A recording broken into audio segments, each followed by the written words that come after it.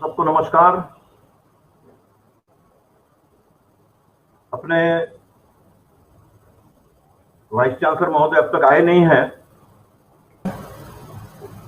लेकिन अपना काम रुकना नहीं चाहिए। इसलिए जैसा कि कहा गया है कि जहां कम वहां हम, तो उस कमी को पूरी आज का जिस संगठन के द्वारा आयोजन किया जा रहा है IMCTF, उसका जो पहला शब्द है इनिशिएटिव, यही वास्तव में शिक्षा क्षेत्र का सबसे महत्वपूर्ण शब्द है। कहा जाता है पानी के पास तो ले जा सकते हैं, लेकिन पानी और वो पानी, तो इसलिए प्यास निर्माण करना, इच्छा निर्माण करना, ये इतना ही। बाकी ग्रहण करना ये तो विद्यार्थियों को ही करना होता है। और इसलिए स्वामी विवेकानंद का जो एक शिक्षा के प्रति कहा गया वाक्य है, वो वाक्य जब जब भी मैं शिक्षा पर बोलता हूं तो मेरी आंखों के सामने तैरता रहता है। जिसमें उन्होंने कहा है कि the manifest already in a man education, शिक्षा यानी और कुछ नहीं है, तो बीज रूप में हर व्यक्ति के अंदर विद्यमान जो जिज्ञासा का भाव है, उसका प्रकटीकरण। जिज्ञासा ये बीज रूप में होती है, उसके प्रकटीकरण से और हम अपने अंदर की जो इच्छाएं हैं, अपने अंदर की जो भावनाएं हैं, उसको पूरा करते हैं। और शिक्षा ये सबसे बड़ा साधन है इसका। और शिक्षा की कोई सीमा नहीं होती। मनुष्य आजीवन विद्यार्थी होता है, जीवन के अंतिम दिन तक भी अगर वो चाहे तो सीख सकता है। और जिसके बारे में कहा जाता है कि जो कहता है मैं बन चुका हूं, वास्तव में बन नहीं सकता। एक मनुष्य के नाते उसको जो बनना चाहिए, वो वह व्यक्ति बन नहीं सकता जो कह देता है कि मैं बन चुका हूं, मुझे और नया कुछ सीखना नहीं है, नया कुछ जानना नहीं है। इसलिए नया कुछ जानना, नया कुछ सीखना, नया कुछ समझना, ये जिज्ञासा के अंदर रहनी चाहिए। और इस कहते हैं, उनका वो वाक्य भी मुझे बड़ा प्रेरणा देता है कि मनुष्य के बारे में वो कहते हैं कि मैं, उससे पहले मैं उनके जीवन की एक घटना बता दूं कि बेलूर मठ की जब स्थापना हुई थी और उसका निर्माण कार्य चल रहा था, उस समय अपने गुरु भाइयों के साथ वो बड़े खुलकर चर्चाएं करते थे और बार बार एक बात बोलते थे कि मुझे 100 मनुष्य नहीं मिले, अगर 100 मनुष्य मिलते तो मैं इस देश का चित्र बदलने की एक योजना बनाकर उनको देता। लेकिन मेरा दुर्भाग्य है कि मेरे इस छोटे से जीवन में मुझे 100 मनुष्य नहीं मिल पाए। तो उनके गुरु भाई उनसे कहते थे कि 100 मनुष्य कौन सी बड़ी बात है, आपके तो इतने अनुकरण करने वाले, आपको चाहने वाले इतने लोग हैं, आप कहिए हम 100 लोगों को जुटा देंगे। तो कहते थे no no no, I want the man. तब उनसे पूछा गया कि what type of man you need, और कि I want the man with capital M, जिसका पहला लेटर कैपिटल हो, ऐसा मनुष्य मुझे चाहिए। अब सुनने में तो बड़ा आसान सरल सी बात है कि पहला लेटर कैपिटल होने के लिए उसको वाक्य की शुरुआत में लिख दीजिए तो पहला लेटर अपने आप कैपिटल हो जाएगा। लेकिन किसी भी वाक्य का पहला लेटर कैपिटल होने का मतलब यही है कि वो नेतृत्व देने की क्षमता रखता है, सामने आकर कहता है कि मेरे पीछे आओ, मैं हूं। तो इस प्रकार से आत्मविश्वास से परिपूर्ण नेतृत्व देने की क्षमता रखने वाला व्यक्ति मैन। लेकिन भाव रहे या यही एक क्राइटेरिया रहे तो फिर उसके अंदर तो अहंकार आ जाएगा। यही है कि किसी वाक्य में अच्छा आ जाता है, अगर वो तो प्रॉपर नाउन, हर प्रॉपर नाउन कैपिटल लेटर में लिखा जाता है। अगर कहे कि मैं भी तो गुणवान हूं, मैं भी क्षमतावान हूं, मैं भी कैपिटल लेटर हूं, तो मेरा वाक्य अलग होगा,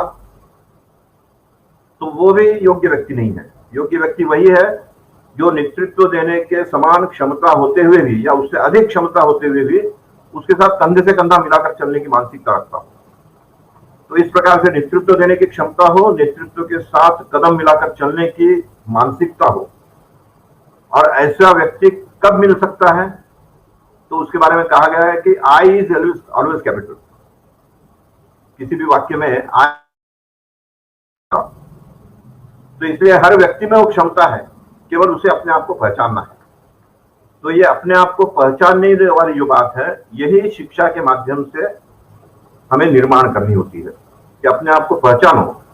इस धरती पर जन्म लिया है हमने, तो निश्चित रूप से किसी न किसी योजना से हमें भेजा गया है, किसी अज्ञात शक्ति ने। तो अज्ञात शक्ति हमसे क्या करवाना चाहती है, इसको समझने का प्रयास करना, यही शिक्षा है।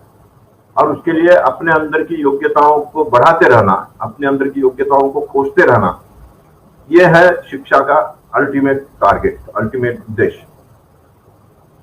तो अपने देश की जो शिक्षा प्रणाली अब तक चल रही थी, उसके बारे में पिछले 25-30 वर्षों से बार बार कहा जाता था कि इसमें आमूल चूल परिवर्तन की आवश्यकता है। लेकिन छोटे मोटे परिवर्तन होते रहे। 34 वर्ष बाद एक आमूल परिवर्तन का प्रारूप आया है, और इसको मैं वास्तव में आमूल परिवर्तन का प्रारूप इसलिए कहता हूं कि इसने शिक्षा का बहुत समग्रता से विचार किया है। हालांकि हर बात का ये रहता ही है कि आज जितना हुआ है यहीं पर फुल स्टॉप नहीं है, इस पर विचार करेंगे तो और भी गहराई में जाकर इससे भी अधिक कुछ और हमें मिल पाएगा। इसलिए अब तक जो शिक्षा व्यवस्था के माध्यम से हमारे हाथ में आया है, शिक्षा का प्रारूप जो आया है राष्ट्रीय शिक्षा नीति का, उसको जब मैं देखता हूं तो ध्यान में आता है कि बड़े विस्तार से और गहराई से इन्होंने चिंतन किया है। और मैं अपना सौभाग्य की भी मानता हूं कि लगातार 26 वर्ष तक विद्या भारती में काम करने के कारण, और उससे पहले 10 वर्ष तक विद्या भारती का काम करने के कारण, शिक्षा क्षेत्र से मेरा काफी लगाव रहा है, जुड़ाव रहा है। और उस पर मैं, तो उसमें एक बात जो मैंने बड़े, ये 10+2+3 ये जो फॉर्मूला वैज्ञानिक नहीं है, और इसलिए और सुझाव मांगे गए थे, मैंने भी अपने कुछ सुझाव भेजे थे, और हो सकता है औरों ने भी, कईयों ने भेजे होंगे, लेकिन मुझे इसका हर्ष है कि 10/2 10+2+3 ये जो फॉर्मूला है, इसको बदलना चाहिए, और उसकी जगह कैसा फॉर्मूला होना चाहिए, इसका जो मैंने लिखा था और जो व्याख्या की थी, कुछ उसी तरह से उसका मिला जुला प्रारूप ये इस बार इस शिक्षा नीति ने अपनाया है। इसमें इन्होंने इसको 4 भागों में बांटा है। पहला कहा है 5 वर्ष, उसके बाद फिर 3 वर्ष, फिर 3 वर्ष, और फिर 4 वर्ष। इस प्रकार के 5 और 3 8 और 3 11 और 4 15 वर्षों का 10+2+3, उसकी जगह 5+3+3+4 ये जो फॉर्मूला उन्होंने दिया है, इसमें भी मैंने 5 हिस्सों में दिया था। पहले वाले 2 हिस्से उन्होंने जोड़ लिए हैं। 5 वर्ष में इन्होंने 3 और 2 इस तरह से 2 विभाजन किया है। और ये 3 वर्ष का जो पहला कदम है, वो है आज जिसको हम आंगनवाड़ी कहते हैं या प्री प्राइमरी एजुकेशन कहते हैं, वो है 3 वर्ष का, और उसके बाद फिर 2 वर्ष। ऐसे 5 वर्ष का एक अलग उन्होंने खंड बनाया है। तो ये 5 वर्ष किस प्रकार का वातावरण चाहिए, यानी 10+2+3 ये अवैज्ञानिक था। उसका कारण यह है कि 10 वर्ष तक किसी एक ही प्रकार के वातावरण में मनुष्य नहीं रह सकता। उसकी उम्र के साथ साथ परिवेश के अंतर को उसके साथ सामंजस्य रखना यह बहुत जरूरी है। तो उसके लिए जो 5 स्टेप्स बातें हम सोचते हैं, कि सबसे पहले तो एक मनुष्य शिशु होता है, शिशु और बालक, इसको चाहिए सबसे पहले अफेक्शन, प्रेम। तो स्नेह के वातावरण में पल बढ़कर उसके शैशव के साथ आगे बढ़ता हुआ जब वो बालक बनता है, तो बालक का सबसे बड़ा गुण होता है कि वो खोजी बन जाता है अपने आप, कि इसमें तोड़कर देखो, इसको तोड़कर देखो, इसको खोल कर देखो। तो एक्टिविटीज बेस्ड, उसको एक्टिविटीज दीजिए। उसके सेकंड स्टेज होती है एक्टिविटीज बेस्ड। जब एक्टिविटीज बेस्ड एज जो है वो पूरी हो जाती है, तो किशोर अवस्था कहा जाता है कि टीन एज। लेकिन टीन एज इसलिए कहा गया है अंग्रेजी में कि उनके पास शब्दों का अभाव था। गिनती के आधार पर 13 से टीन शुरू हुआ, तो 13, 14, 15, 16 टीन टीन टीन है, इसलिए 19 तक का टीन एज कर दिया। वास्तव में टीन एज इतनी लंबी नहीं होती। टीन एज जीवन कालावधि का काल होता है। केवल 12 वर्ष से 15 वर्ष, ये 3 वर्ष जो है ये टीन एज होती है, और इसमें वही टीन एज इन्होंने विभाजित करके लाई है। और ये टीन एज वो होती है कि जिस समय मनुष्य को अपने आप के अंदर में मैं क्या हूं इसका रियलाइजेशन होने लगता है। सबसे पहले तो उसको रियलाइजेशन होता है कि मैं महिला हूं कि पुरुष हूं, उसका रियलाइजेशन हो रहा है। उस रियलाइजेशन के आधार पर उस समय की जो भी प्रवृत्तियां हैं अंदर, काम, क्रोध, मोह, मद, मत्सर, ये उस पर हावी होने लगते हैं। और उस समय अगर उसको संतुलित रूप से संभाला न गया तो उसमें विकार आ जाएंगे। और इसलिए उस समय उसको योग के आधार पर संतुलित रखना, हालांकि पूरी शिक्षा ही योग के आधार पर होनी चाहिए, लेकिन योग का सबसे अधिक महत्व टीन एज में है। तो इस टीन एज में योगाधारित शिक्षा, और फिर ये योगाधारित शिक्षा में से जब मनुष्य बाहर निकलता है तो जैसा कि कहा गया है कि लालयत पंचवर्षाणि 10 वर्षाणि कारयेत प्राप्ते तो 16 वर्षे पुत्र मित्रवत आचरेत। 16 वर्ष का आयु में, 16 वर्ष की आयु में हर महिला, पुरुष, बालक, युवती, सबको यह लगने लगता है कि अब मुझे मित्र चाहिए, मित्रता बढ़ानी है। और उस समय अगर उसके माँ भाग्यवान कोई नहीं होता। और इसीलिए कहा गया है कि इस उम्र में पिता का यह धर्म बनता है कि अपने पुत्र और व्यवहार करते हुए मित्र बना ले। तो यही मित्रता जो है ये फिर आगे चलकर उसको अपने जीवन को संवारने के काम आती है। और इसलिए 16 वर्ष तक की या 18 वर्ष तक का ये जो कालखंड है कि पहले 3 वर्ष तो मातृ स्नेह में हर बच्चा घर में रहे, उसके बाद 3 वर्ष तक उसी मातृ स्नेह का रियलाइजेशन, उसी मातृ स्नेह की अनुभूति ये उसको शिक्षक के संपर्क में आने के बाद होती रहे। अर्थात उस समय की शिक्षक या शिक्षिका ये मातृ स्वरूप आचरण करने वाली होनी चाहिए। इस प्रकार से मातृ स्वरूप आचरण में, स्नेह के वातावरण में वो और आगे बढ़ेगा तो प्रथम और द्वितीय श्रेणी तक, उम्र तक, क्योंकि मनोविज्ञान में कहा गया है कि 6 वर्ष से 13 वर्ष तक ये जो कालावधि है ये मनुष्य के सबसे अधिक ग्रहण करने की क्षमता वाली उम्र है। ये 6 वर्ष से 13 वर्ष तक की उम्र संधि काल भी है और पूर्ण है।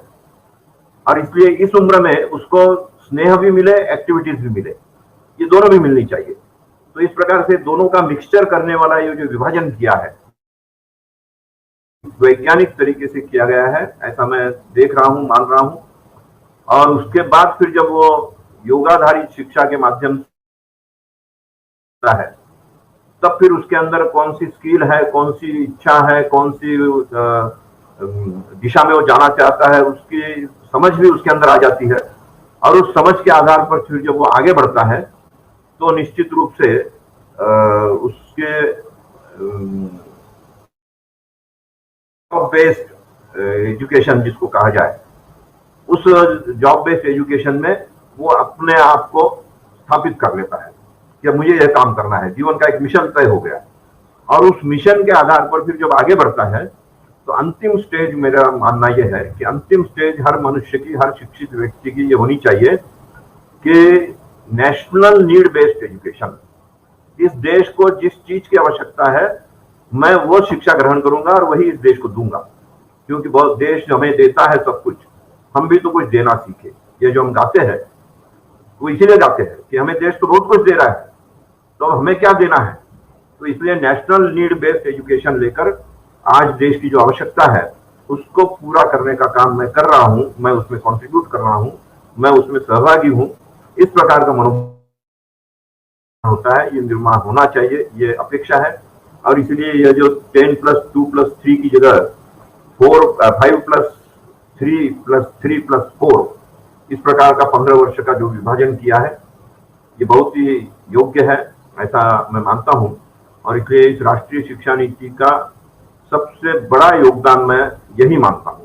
बाकी भी कई चीजें हैं, जैसे आगे की उच्च शिक्षा में या शुरू से ही एक साथ एक चीज पढ़ रहा हूं मैं और उसमें मन नहीं लगा तो दूसरे में शिफ्ट होने की इच्छा है, 10+2+3 में उस इच्छा को मारना पड़ेगा, उसकी कोई रास्ता नहीं है।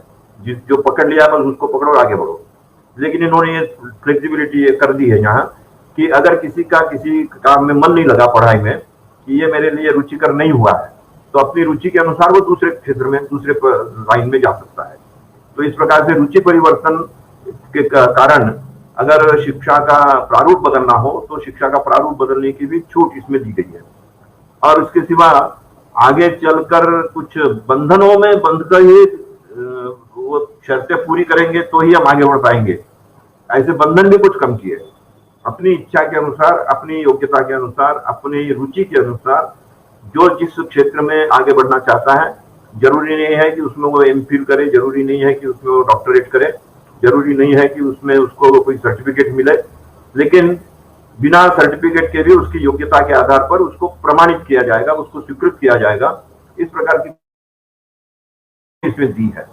और इस प्रकार कई बातें जो आज की शिक्षा के प्रारूप में मौलिक रूप से बदली गई है वो मैं देख रहा हूं।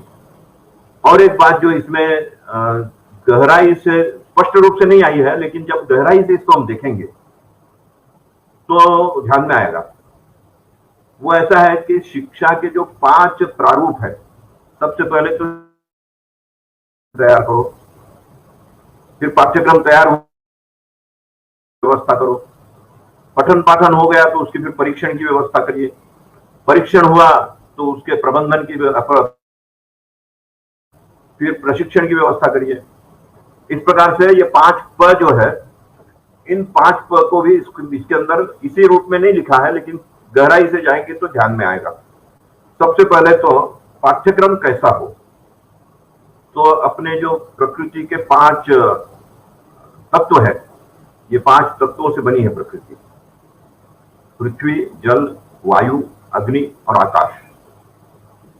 तो इन 5 तत्वों को इस शिक्षा के साथ कैसे जोड़ा जाए, इस पर जब विचार करेंगे हम, क्योंकि अभी IMCTF में इसी पर विचार किया जाता है कि हमारे जो 5 तत्व है इसकी रक्षा करनी है।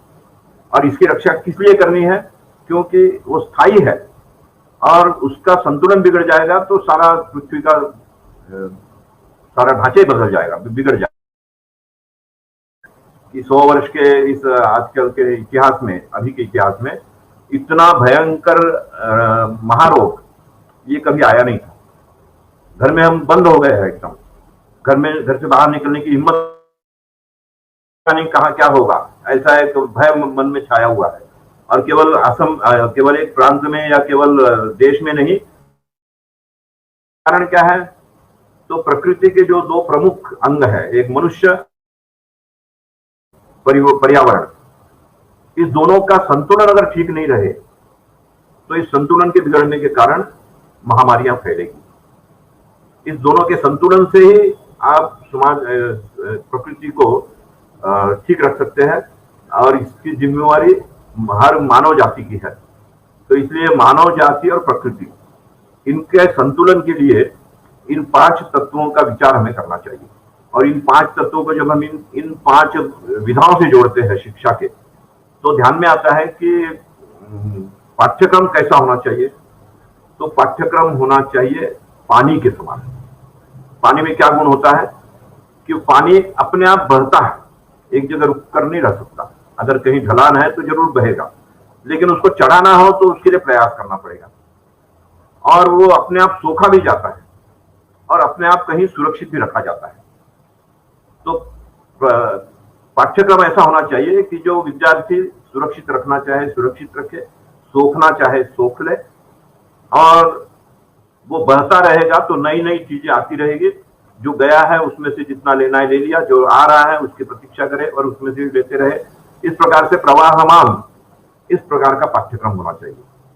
प्रवाहमान भी हो, सोखने की स्थिति में हो, जमा रखने की स्थिति में हो, इस प्रकार से। और फिर पठन पाठन की बात आती है। तो पठन पाठन के बारे में ये कहा जा सकता है कि जैसे मिट्टी होती है, मिट्टी नहीं, लेकिन उसमें अगर बीज पड़ जाए तो वही मिट्टी उस बीज को पेड़ बना देती है, क्योंकि बीज में वो चीज विद्यमान है। लेकिन बीज अकेला कहीं बाहर पड़ा रहे तो उसका भी कोई लाभ नहीं है। के स्पर्श से वो अंकुरित हो और अपने अंदर के गुणों का बहिर्प्रकाश, जो स्वामी विवेकानंद ने कहा है कि मैनिफेस्टेशन ऑफ द परफेक्शन, तो वो मैनिफेस्टेशन तभी होगा जब मिट्टी के संस्पर्श में बीज आएगा। तो उसी तरह से पठन पाठन इस प्रकार का होना चाहिए कि शिक्षक शिक्षिका वगैरह इनके साथ बड़ी घनिष्ठता से छात्र जुड़े और अंदर का अंकुरण हो। और इसका प्रबंधन करने का काम जो करते हैं वो होने चाहिए। अग्नि का जो काम होता है वो अच्छे को निखारना, जो किसी काम के नहीं उसको भस्म करो, और जिसमें गुण है उसको निखारो।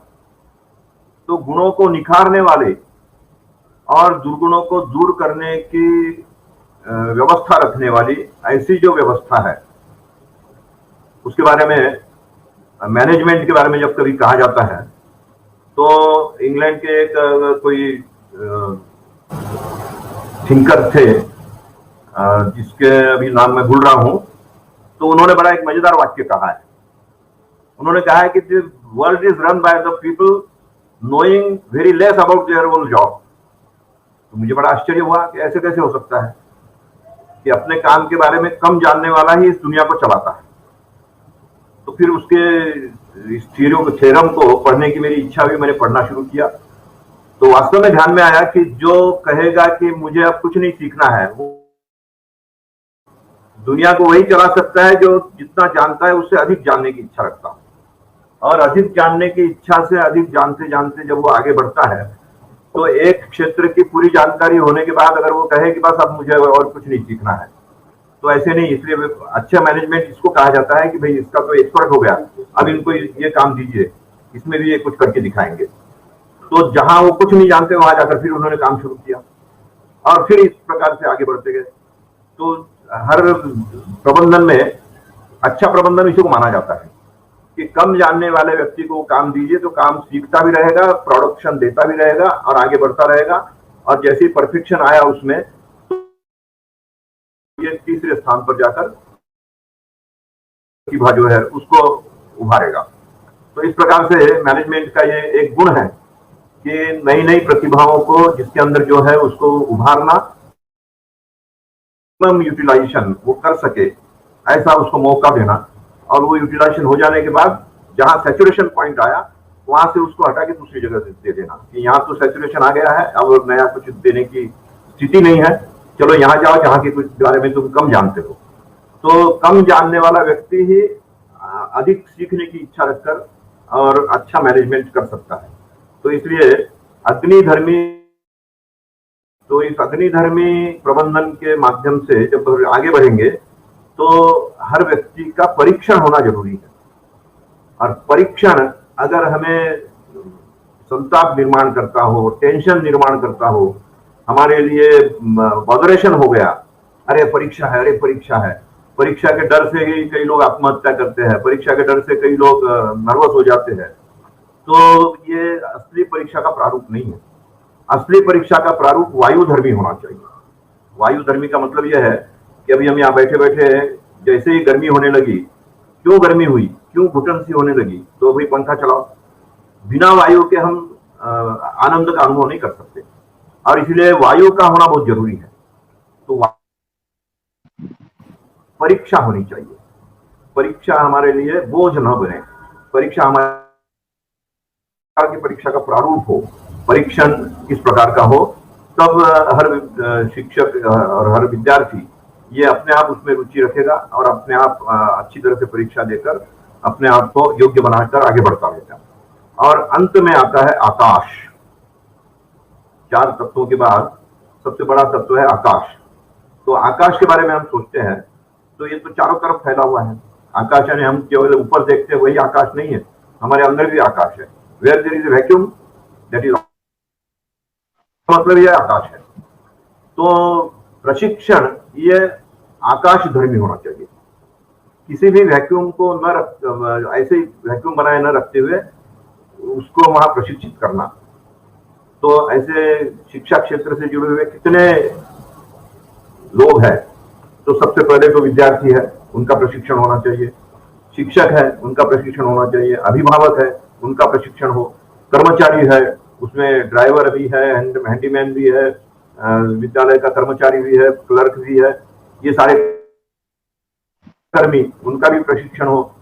और प्रबंधन करने वाले, उनका भी प्रशिक्षण हो। इस प्रकार से हर किसी का प्रशिक्षण होना बहुत जरूरी है। पांचों तत्वों का इस प्रकार से जब विचार किया जाएगा तब वास्तव में शिक्षा का आमूल-चूल परिवर्तन ये होगा। और ये सारी बातें, इसमें कुछ बातें स्पष्ट रूप से कही गई है, कुछ बातें अंतर्निहित है, इसको खोजना पड़ेगा।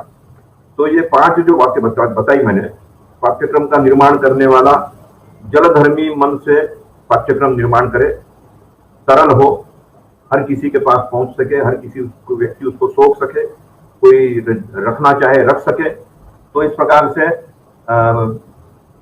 पाठ्यक्रम हो। पठन पाठन में स्पर्श के द्वारा, अब आज स्पर्श का अभाव होता जा रहा है, और विशेषकर अभी हम जो दूर दूर बैठे हैं, तो दूर बैठने के कारण स्पर्श का माने थोड़ा बदलना पड़ेगा। दूर रहते हुए भी स्पर्श किया जा सकता है।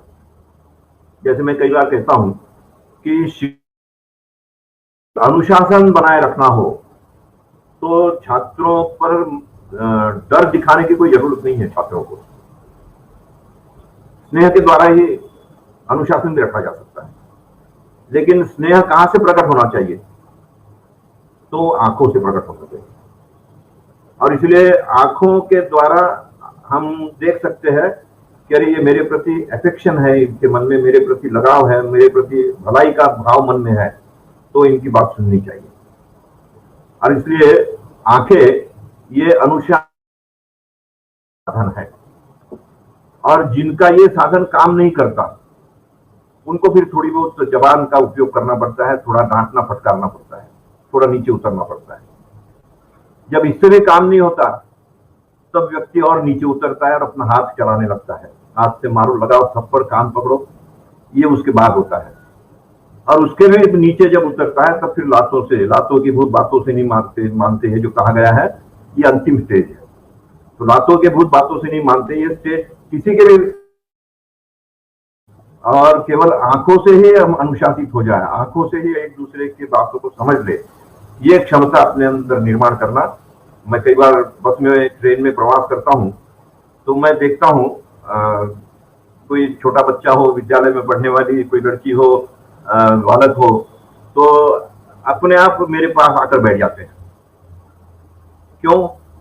तो मैं उनको जानना चाहता हूं। तो मुझे पहचानते हैं? मैंने कहा नहीं, पहचानता तो नहीं, लेकिन पहचानना चाहता हूं। और बस हमारी दोस्ती शुरू हो जाती है। वहां कुछ प्रश्न पूछ लेता, पिता को भी कहता है कि मैं अंकल के पास बैठा हूं, चिंता मत करो। इस प्रकार से ट्रेन में मेरे कई मित्र बने हुए हैं, जिनके साथ में बाद में फोन से संपर्क भी रखता हूं। उनको कुछ प्रश्न भी देता हूं, उनके प्रश्नों के उत्तर भी आते हैं, उनको बड़ा आनंद आता है।